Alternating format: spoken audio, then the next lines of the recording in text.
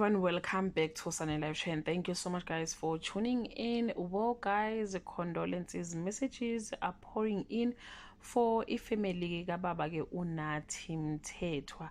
Baba uNathi Mthethwa ke bakithi he was reported missing by ifamily yakhe, and ke sekuvele ke indaba noma imibiko yokuthi ke akasekho ke emhlabeni. Baba uNathi Mthethwa is the former police minister noma SAPS minister walana ke eSouth Africa. He was currently occupying a post yokuba ke eSouth African ambassador to France. Bathi ke Emmanuel Nkosinathi Mthethwa disappeared yesterday, but his body has been found today at the Hayter Hotel in Paris after he fell from the 22nd floor.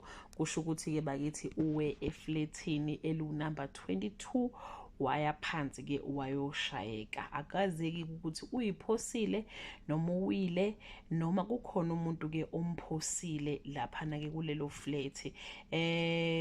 Indaba bakithi ezingekho ke mnandi kakhulu, especially to ifamily ke yakhe, njengoba ke unkosikazi wakhe uyena ke obeshilo ukuthi ke ulahlekile ke umnyeni wakhe, njengoba sekuvela indaba zokuthi ke akasekho ke emhlabeni. uNathi Mthethwa ushona useneminyaka ke ewu58.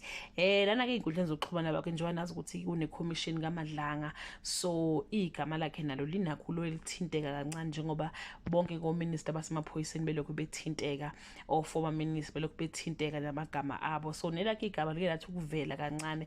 So abanye they are like what if someone uzama ukumthulisa noma ke akafuna ukuthi ke aphendule, asazi noma nawo bezoba ingxenye abantu bazophendula kwiCommission kaMadlanga noma bekuzokwenzeka lani, but nje ukushona kwakhe kube sesikhathini ke esinzima kakhulu, njengoba ke kunalezi nxushunxushu ezikhona nje kuleya department ke ya SAPS.